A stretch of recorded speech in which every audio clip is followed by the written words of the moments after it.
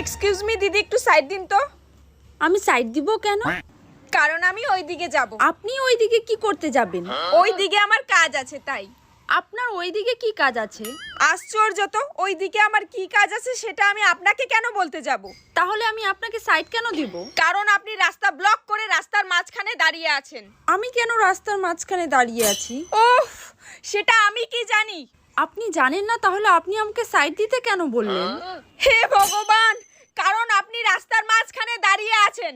আপনি কি করে জানেন আমি রাস্তার মাঝখানে দাঁড়িয়ে আছি? কারণ আমি আপনাকে নিজের চোখে দেখতে পাচ্ছি। আপনি আমাকে নিজের চোখে দেখতে পারছেন, তাহলে আমি আমাকে নিজের চোখে দেখতে পারছি না কেন? আরে আপনি আপনাকে আয়না ছাড়া কি করে দেখবেন? তাহলে আপনার কাছে কি আয়না আছে? কোথায় আয়না? আমার কাছে আয়না কেন হতে যাবে? আমি নিজের চোখে দেখছি, চোখে। হ্যাঁ, আপনার কাছে নিজের চোখ কেমন করে আছে? তোর কোথাও সাইড দেওয়ার দরকার নাই, তুই এখানেই থাক। আমি এইখানে কেন থাকবো? তা তুই যেখানে খুশি সেখানে যা। আমি যেখানে খুশি সেখানে কেন যাব?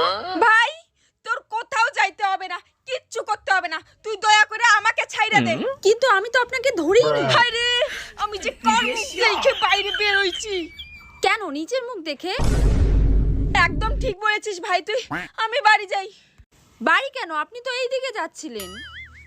তাহলে সাইড দে ভাই, আমি ওদিকে যাই। আচ্ছা, আমি কেন সাইড দিব? কি